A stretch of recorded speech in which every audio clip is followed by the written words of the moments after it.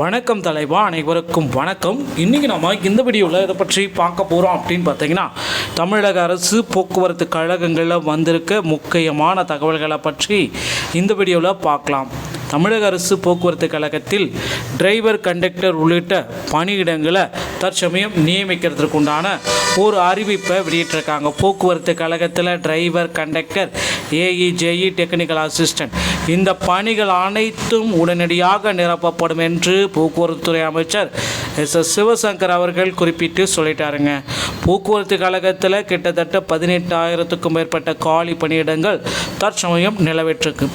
இந்த நேரத்தில் தற்சமயம் போக்குவரத்து கழகத்தில் தற்காலிக ஓட்டுநர்கள், பேருந்தினர்கள் நியமிக்க கொண்டான ஒரு அறிவிப்பு போயிட்டுருக்கு. ஸோ நீங்கள் போக்குவரத்து கழகத்தில் ஜாயின் பண்ண உடனடியாக அருகாமையில் இருக்கிற போக்குவரத்து கழக பேருந்து பணிமனையை அணுகவும். ஸோ அந்த போக்குவரத்து கழக பணிமனையில் சென்று மேலாளர் அணுகி உங்களுக்கு உண்டான ஒப்பந்த அடிப்படையில் டிரைவர் மற்றும் கண்டக்டருக்கு உண்டான பணி வாய்ப்பை பெற்று மகிழுங்கள்.